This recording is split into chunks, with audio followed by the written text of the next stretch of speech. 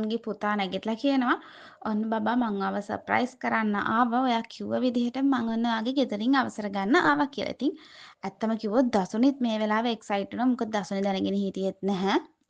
අවිෂ්ක කියන්නේ මේ වගේ පවුලක කෙනෙක් කියලා. දසුනි අවිෂ්කයි මුලින්ම හම්බෙන්නේ කැම්පස් එකේදී. මේක ප්‍රයිවට් කැම්පස් එකක්. දසුනි කොහොමත් ඉගෙන ගන්න හරිම දක්ෂයි. ඒක නිසා තමයි මට ස්කෝලර්ෂිප් එකක් හම්බෙලා තමයි මේ වගේ ප්‍රයිවට් කැම්පස් එකකට යන්න පුළුවන් වුනේ.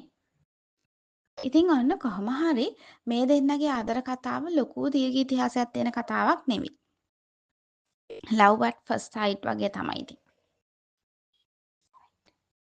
love at first sight. දැක්ක ගමන්ම ඔන්න ඉතින් ආදරයක් ඇති වෙලා දෙන්න ආදරය කරන්න පටන් ගන්නවා. ඊට පස්සේ දසුනිගේ පවුල ගැන විස්තර කරොත් එහෙම දසුනි ඇවිල්ලා මධ්‍යම පාන්තික පවුලක දුවේ. එයාට ඉන්නේ අම්මා විතරයි. යාගේ තාත්තම නැති වෙලා තියෙන ඇක්සිඩන්ට් එකකින්. තාත්තා කරේ දේපළ වෙළඳාම් ආයතනයක් තමයි යා පවත්වාගෙන ගිහිල්ලා තියෙන්නේ එයාගේම ආයතනයක්. ඉතින් ඒකෙන් හින්දා දසුනිගේ තාත්තා දසුනිගේ අම්මයි දුවයි ගැන හිතලා කලින්ම ඒගොල්ලෝ